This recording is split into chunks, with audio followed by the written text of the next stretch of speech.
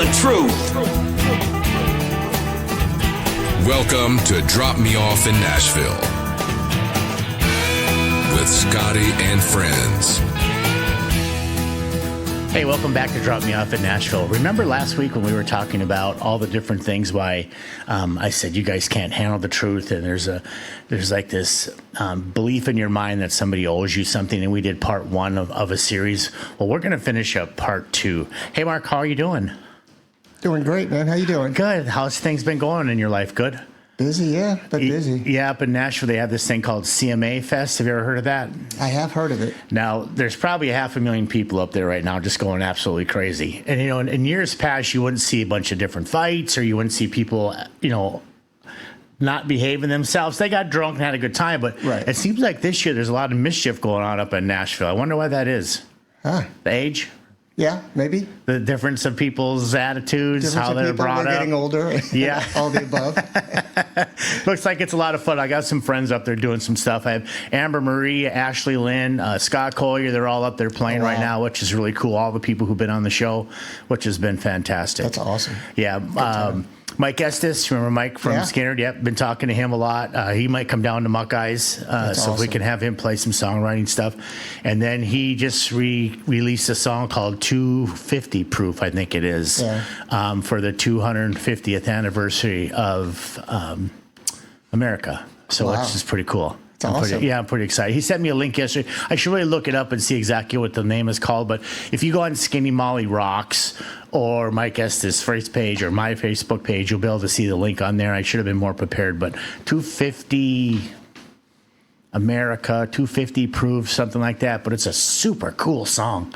We got to get Mike down here, definitely. I know, and he is such a nice guy. You never know his pedigree. Like, we were talking to him at John O'Bainey's studio, and he said something like, I said, all your guys are so great in your band, none of them have an ego, and he made a great comment. He's like, if I don't have one, they shouldn't have one, which is so great, because he should be able to have one, and he most certainly doesn't. Just an amazing human being. I'd love to bring him over here to see your place. Sure. I'd like to get him in here and do some recording. Yeah, just to come in and just to kind of look. He would talk your ear off because he loves that. Yeah. Well, how did you call it? Remember when John and Mike were on my show, they were nerding it up? Is that what you called it? We were geeking out. Geeking out.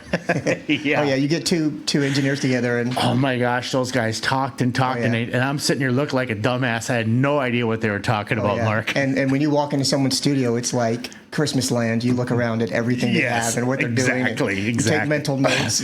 You and Mike would get along perfectly. He's a super good guy. Well, let's get into it. So we'll take a break. We'll come back. Let's get into the rest of this part two, and we'll get this thing taken care of, okay? And I won't yell at you this week, I promise. 3, 1. Your guitar isn't just an instrument. It's your voice. Your soul. Your weapon. So don't let it dull out. Bring it to life with Doc Simon's Miracle Guitar Polish, the premium 4-ounce organic formula that restores, protects, and ignites your finish with a stage-ready shine. Safe for every guitar finish and fine wooden instrument. Zero junk, all tone. Whether you're shredding solos or strumming stories, this polish delivers pro-level results every time. Make your guitar look as good as it sounds. Doc Simon's Miracle Guitar Polish. Your secret weapon for shine, tone, and total respect. Get yours now at SlamoCustomGuitars.com. That's SLAMO CustomGuitars.com. Hey, Siri, bring me a sandwich. I can't. I am not a human, you moron. Oh, well then what's the best podcast she can play me? Now playing Drop Me Off in Nashville. Ah, thanks, Siri. Give me a hug. You are an idiot.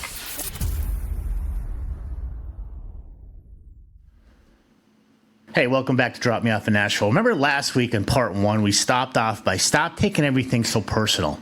And I kind of went into it's just business, you guys, and people are going to have their dumb opinions. And you guys even got me fired up, and I spoke about that last week. But I want to go into segment 5 of this, and this is not bar fun night is how I labeled it. And what that means is I know you guys are down there to have a good time and party, and that's exactly what you should be doing. It's your job to entertain the masses. It's It's your job to keep people inside of those clubs. It's your job to make sure that you're learning your craft, reading the crowd, and holding them in the palm of your hand, as so many of you are so incredibly good at. John Stone, Scott Collier, a couple of the very best I know. Ashley Lynn is coming into her own. I was thinking this morning how Ashley's niche is she brings this bubble machine. You know, like when we were kids and you'd blow bubbles out of that little stick. Well, she got like this machine and she pulls the trigger and the people just eat it up. It's something weird. It's something different, but that's her niche, and that's what's kind of been working for her. And I think it's kind of smart. You know, there's a difference between being a hobby musician and a professional musician.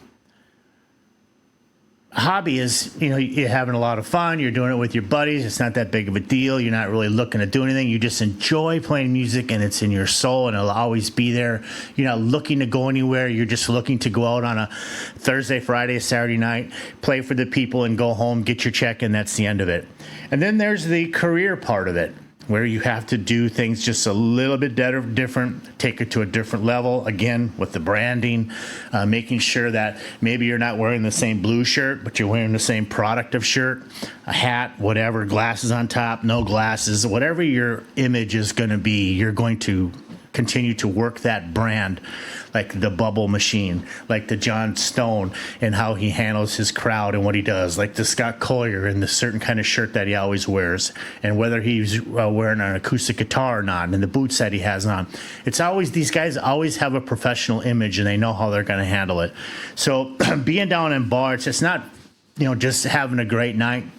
What I would do if I was you guys, with the computers and QR codes that we have, I would definitely make a little thing on the side of the stage that has something that links you to everything that they can find you. Because let's face it, you're down there selling cover songs. That's because what the bar wants you to do. Hopefully you're not screwing your voice up. You have in-ear monitors, so you're not wrecking your voice, because remember, that is your career. And if you can get yourself maybe a poster or even little cards, but not just business cards, make a different card, like something unique, something that stands out, something that's a little different. Excuse me. Let me step off. Let me grab this. Just let it run, Mark. I specifically brought this morning. Sorry about that, you guys. This is different. It's not just a little old card. It's different. It captures you on the back. There's a cool QR code, and this is the kind of stuff that Mark Maynard does. He thinks of these. It's not just a stupid business card like everybody does. He made something just a little bit different, a little bit special. It's called Jammed, and it's how you can find him. And even on the back, he went to as far as he threw a QR code on there. The simplicity of this, and be able to hand that out to people, or anybody ask who you were, or I want to book you. All I got to do is put it on there, or have a little table and just have it sitting there. It's just so smart, and it's so easy, because you have an opportunity for people all around the world who are coming to you. You're not begging them to come to Minnesota and watch you play every weekend, or they happen to be at their family's house or visiting friends, and they say, hey, let's go to the bar. There's this great band down there. In Nashville, these people come to you. And every week, they're new from all over the world. They could be buyers. They could be hotel owners. They could be festival owners, buyers, promoters. They could own bars. They could have a chain of bars. And you have them in the palm of your hand. And all you got to do is say, here's my card. Give us a shout. We'll work some booking out. So remember, you're not just playing Broadway. You're working your brand, you're working your craft, you're building your career, you're getting the numbers, the things that matter. Number 6, social media. Social media is not fame overnight. Just because you put your stuff on there, you have to work it. Liz, the manager, we talked about her last week. That's her name on Instagram and Facebook. Liz, the manager. Look her up. She's Stephen Bishop's wife. Probably one of the smartest people that I've ever come across. She knows how to work social media so well and she's so incredibly kind that this is what she does. She says, when I put my ads on this platform, this was my results.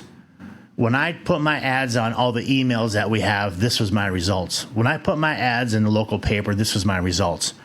And all those results, this one was the best, and here's the numbers.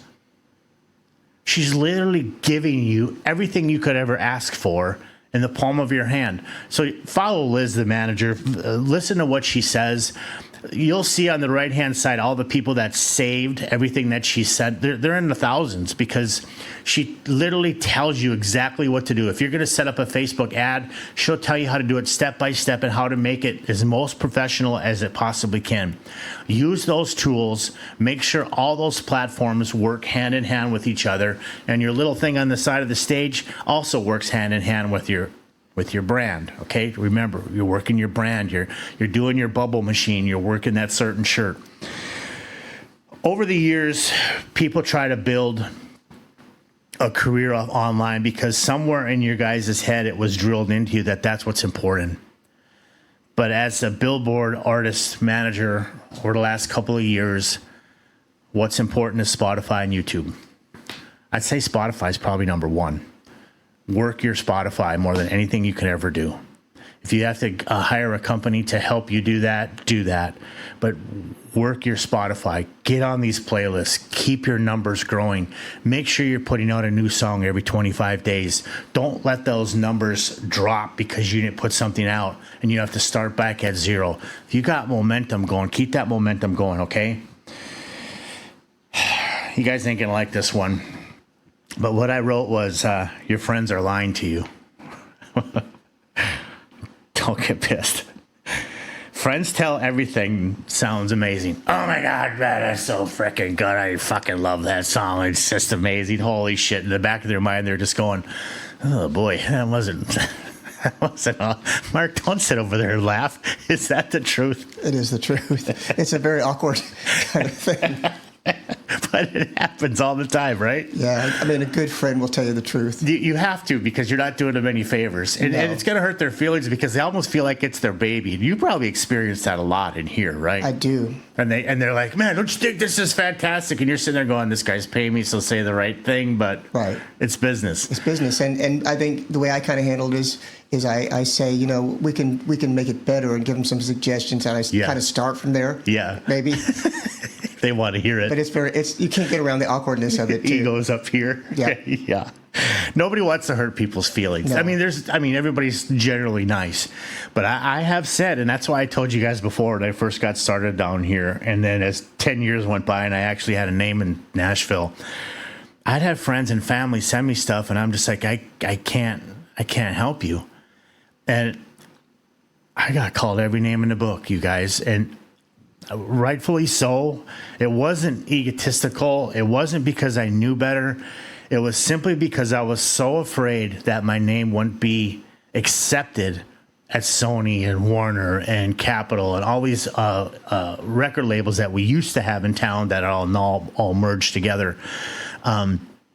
They would take my emails. They would take my phone calls. They would take a meeting with me because they may have said not now, but they've never said this is terrible. Why are you wasting my time? And I worked real hard not to do that. So sometimes your friends, they're lying to you, and you kind of know that because when grandma and your friends and your mom and dad say, "Oh my God, it's the best song in the world," but then you put it out to the public, and it's a dud, then you kind of know that one didn't work. Just pivot.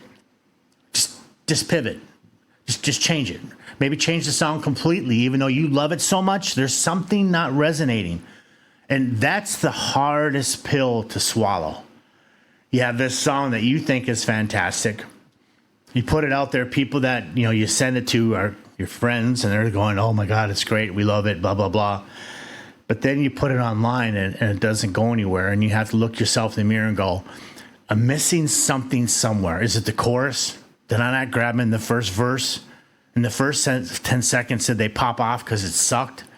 Where did I lose them? And that's where I have to go back and change it. That's tough. And I think a lot of songwriters, probably the best songwriters, are able to do that with ease. I think that's a question for like Tommy Barnes. I should ask him. One of the best writers in Nashville, one of the nicest guys in Nashville, one of the better singers in Nashville. I think I'll ask him and see what he says about that. But I bet he can pivot without his feelings being hurt at all because it's It's business to him. Hey, we'll be right back, and we'll finish this up right after this.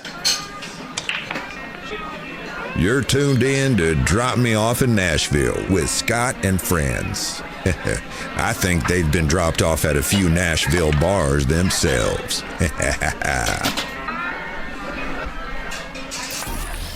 Hey, this is Tommy Two-Tone, and you're listening to. Check us out. Hey, this is Amber Marie. This is John O'Baney. Hey, this is Sammy Kosar. Hey, this is Howard Decker with the Straight Country Tribute Band. Hey, this is Julie Black. And this is Dave Eichenberger. Hey, I'm Scott Collier. This is Ashley Lynn. Hey, this is Frankie Justin, and you're listening to Scottie and Friends. Scottie and Friends. With Scottie and Friends. Hey, this is Mike Estes, and you're listening to Drop Me Off in Nashville podcast with Scottie and Friends. Thanks for listening, y'all. Hey, welcome back to Drop Me Off in Nashville. Our commercials are the best, aren't they? And these little bumpers, that's Mark Maynard production. You guys check him out. No matter where you are in the world, you could be in California, Minnesota, Iowa, New York. If you need bumpers, reach out to Mark Maynard. Tell them a little bit about your company, Mark. Would you mind doing that for me? Let's do a live commercial for you. Sure. Yeah, especially if you're a podcaster. I have two companies. Got it. Monster Mix Productions is my main company. It's the studio. I do a lot of remixes and for people. I work with radio. And then I started a separate thing for podcasters, and that's podcastproductionmusic.com. So you can go to podcastproductionmusic.com or monstermixproductions.com. They both reach me. And for podcasts, I do, like we do for Drop Me Off in Nashville, intros, outros, all the bumpers, the commercials, and that kind of thing. My background is radio, so I kind of give it that radio style of production. Yeah, but hang on now. Your background is in huge radio. I mean, you deal with some of the best around, I could say, the world. Is that a fair statement? That's fair. You were on the cuff of being with some of the very best, world known. Yeah. And locally, you do a very good job with major. Yeah, MJ Morning Show is the number one morning show in Tampa. Yeah, I've been with them for a little over 20 years. Yeah, that's incredible. And I do their productions, which is like jingles, parody songs. So what does it mean when you say productions? And like, let's say I know how I got to meet you. I literally came over and we talked and we just kind of started doing stuff. But how would somebody, let's say in New York, hire you? And how would they get their intros and outros? Would you create that for them, or would you kind of say, "What's your show about?" How does that work? Yeah, everyone's different. Some people are like you, for example. You are very organized. When you have an idea for a spot that you want to do or something like that, as far as the commercials, you will script it out and everything. Some people are like that. Other people, they'll tell you kind of what they want it to be, and usually what I do is what I call a scratch demo. Which you do in the studio a lot of times with, as you know, with songs, when you pitch songs. And that's a very simple production, maybe one instrument, one vocal, same kind of voiceover, just to see if that's on the right track. And then once it is, then the full production happens. So you could do like the quote-unquote goof on them if you wanted to, or serious bumpers, or commercials, or anything that they intros, outros, any of that, right? Right. Like with podcast, and you don't have to be here. You don't have to be here. Be anywhere in the world. And with podcast, I've done some that the topic is a very serious type of topic. Sure. So it's not something that it would be different than what we do here. So, if you're a podcaster and you go to podcastproductionmusic.com, you can set an appointment with me right there, and we do an online Zoom, usually a half hour, and that's where I get to know the person, like what they want, what their ideas are, and then I usually come back at them with some ideas, and that's kind of how we start. Yeah. So for me, it was great because you goofed on us, which I absolutely loved, because that's, to me, it's like, this is just fun.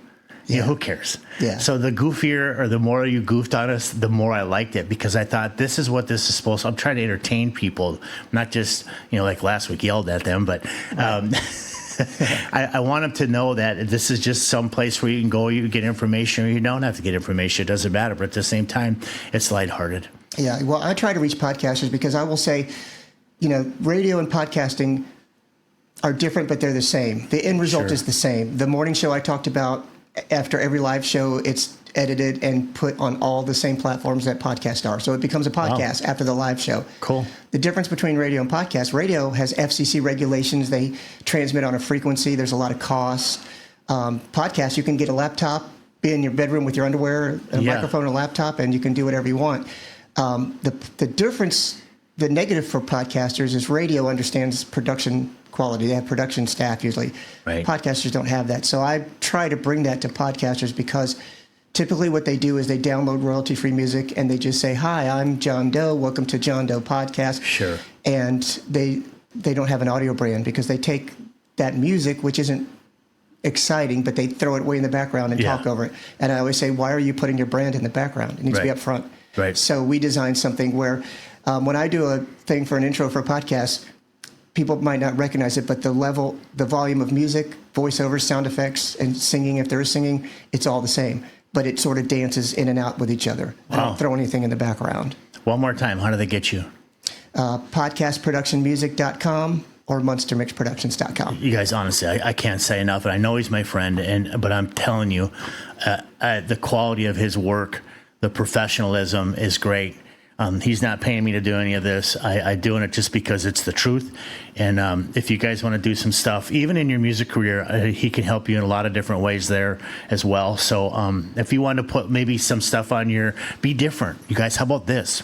Just thought of this on your Facebook page. And if he made you like this little intro or outro that every time before you came on and did something live, you could play that, or you could put something on TikTok that kind of had an intro to who you are, and almost like Mark, you know what I'm saying? I'm trying to say something here, but I don't know how I'm saying it. Like think of it like a logo that you hear. Yeah, like a logo even. Yeah. You know, that's when I do presentations for podcasters. Yeah. And a lot of people say, "What's an audio brand?" And I ask them, if you're driving down the street and you see a red sign with golden arches on it, what do you think of? Oh, McDonald's.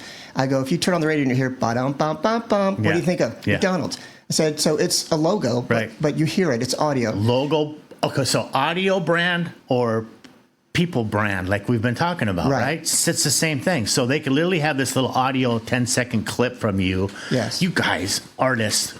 And why wouldn't you do that? Why Because not? Even if you are a podcast that has video, like Drop Me Off in Nashville, I might be listening to it while I'm driving. So I can't see the video. You can't. But I don't get the visual at that point, but I've got the audio brand. So I tell them that your podcast has to stand alone from an audio standpoint because not everyone is watching it at the same time. And so as an artist, you guys think outside the box. Remember, the fruit is on the limb. So if you go on a limb, that's where you get all the fruit.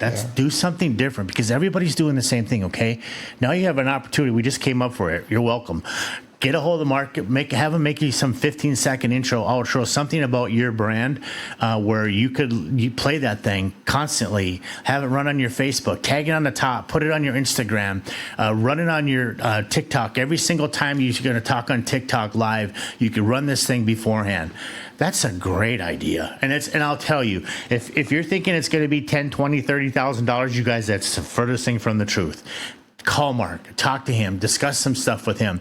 It's not expensive, but it's well worth it because now you're going to be ahead of the curve. You're going to be doing something other people aren't doing. Segment 11, the hardest truth. Some artists.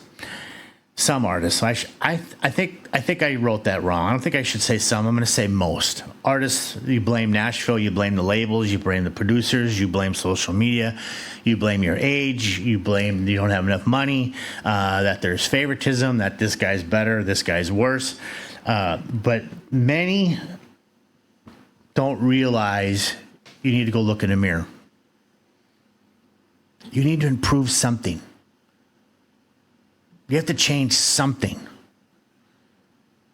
Maybe study the business more. Maybe not just listen to my show. Go to Liz, the manager. Listen to her show. Go to Top Music Attorney. She has black hair. She's really skinny, has a red streak in her hair.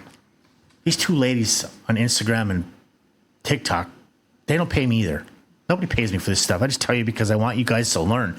I want you to hear it echoed from other people. So if you're questioning me, then you hear it from the same people that have long careers in this business. You'll start to go, oh, maybe Scott wasn't full of shit and he's actually being honest with us and I should be thankful instead of being an asshole online. We're all out here to help you.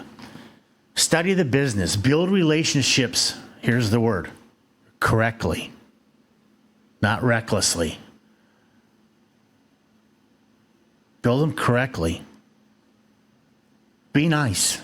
It's just as easy to take the high road as it is to be an asshole. Don't think that you're better than somebody because you had a big crowd in that night. It definitely feels good.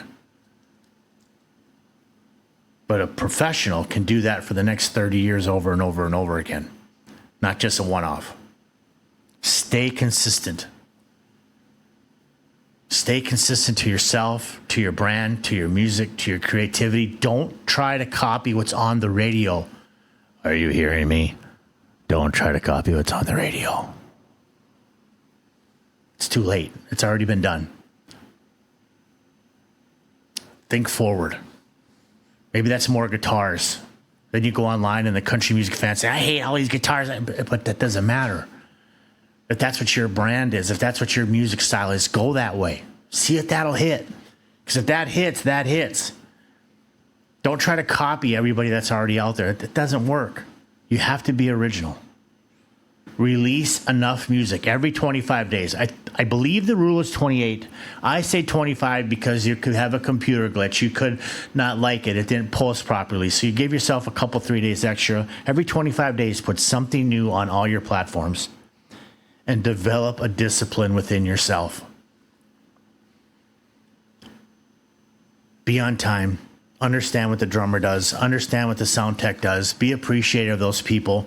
Understand the band that was in front of you. Slap them on the back. You never know what they're going to do. They might beat you to the grand finale one day. And they might come to you.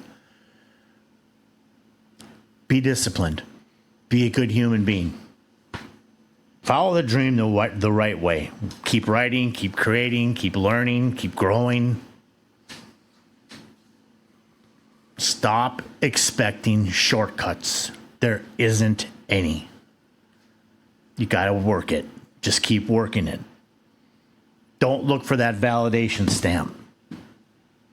Put that validation stamp and then hand it to the label and say, here you go. Here's my numbers. Here's my business plan. Here's what we've done. Here's what we have. Here's what we're going forward with. Here's the next 50 songs that we have written in the can. Your dreams require some type of structure. Do you understand what that means? It's not just a dream. It's fun in here. It's fun when everybody says that you're great, but make it have a structure. Make it have a plan in your head, where it's going, what you're going to do with it next.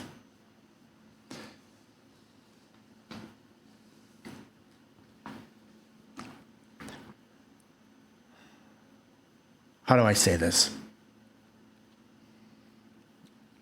Nobody cares whether you get a record deal or not. You do. Dude, that's your dream. People will be proud of you. People will love it. It's exciting. It's fun. But you control your dream.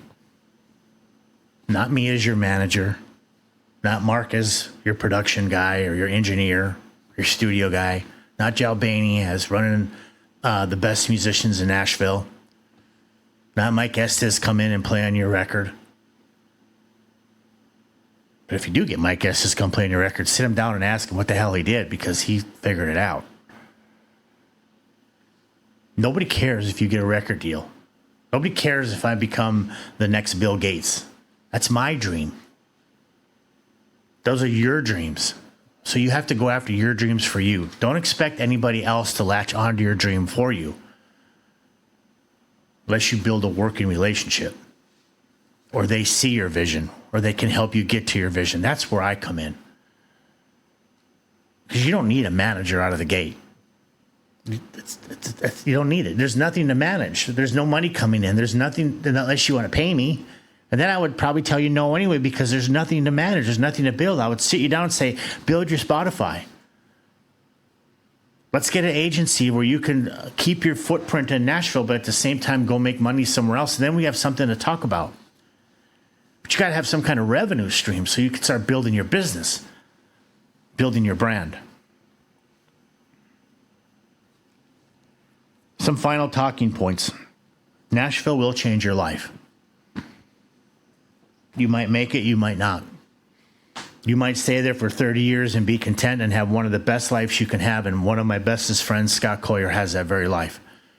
Drives 2 miles down the road, comes in, plays 4 nights a week, got to raise his son. does everything he wants to do. He doesn't have to be on a stinky bus. He doesn't need to travel the world. If he wants to travel the world and go to Australia and play, he gets invited enough. He just goes if he wants to, but he doesn't have to. He's made himself a wonderful life. That makes a ton of money doing it. I couldn't be more proud or happy for a guy that's more well-deserved and more hardworking than Scott Collier. John Stone, another one. They're fantastic people.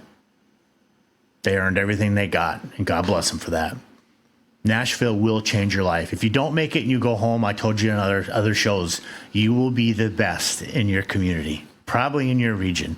You'll get an agent very, very fast, and you will be booked on some of the best shows all over, and you can make yourself a nice life.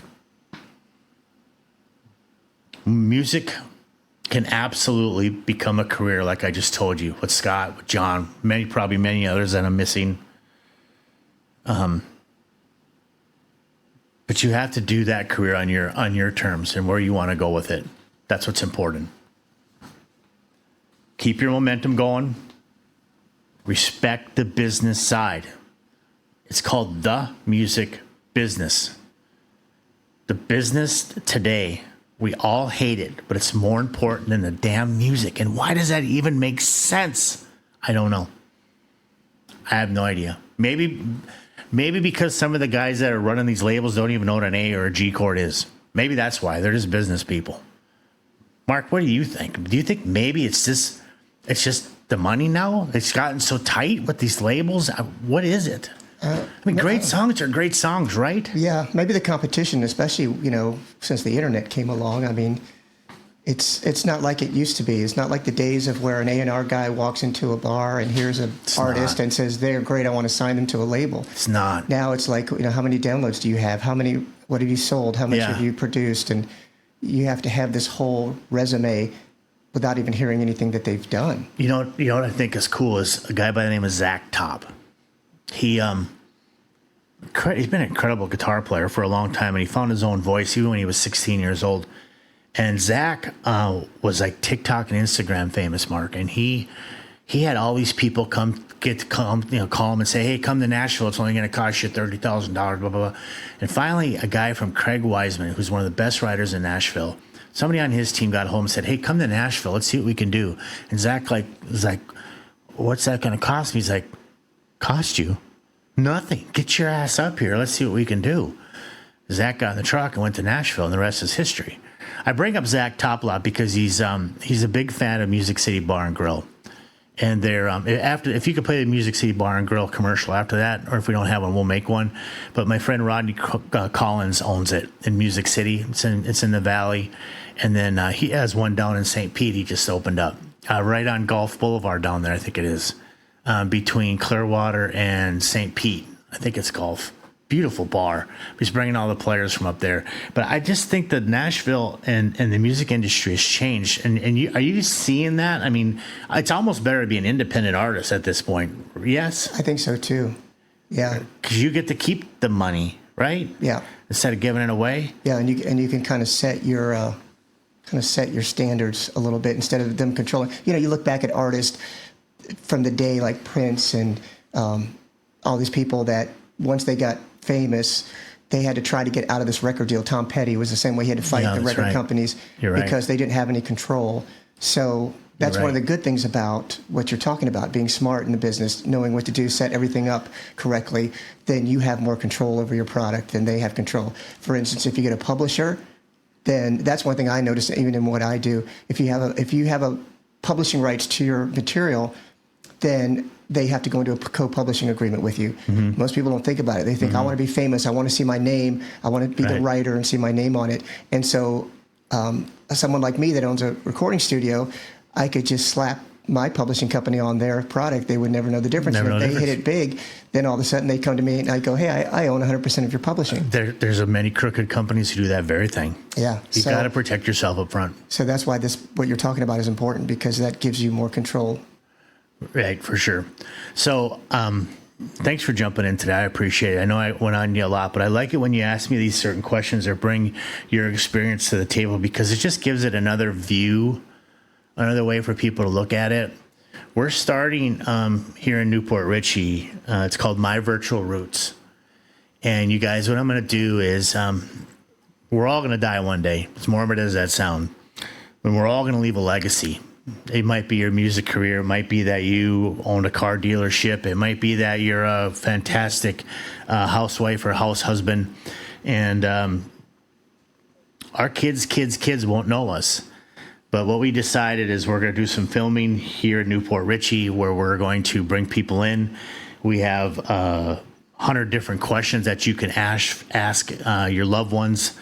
You could be on camera or we'll interview them for you, or you could bring in your own questions. And it's extremely affordable, extremely cheap. And we will film everything in high quality, just like this production that you're seeing here. We'll give you a thumb drive or download it into the cloud, whatever you want to do, and you'll have this piece of history of your loved ones for hundreds and hundreds of years if you wanted, where your kids could see what I was like, what times were like back in my day when I was growing up in the 80s. What was it like compared to today? And Mark and I are going to film that right here in Newport Richey. And like I said, it's extremely affordable. We're doing it for the bigger picture, not to be rich, but to help you people save some of your loved ones in the cloud forever. And it's just a basic fun interview that you can do and ask, certain things. What was a loaf of bread cost what was your typical day? Did you go to the prom? Who did you go with? What was school like?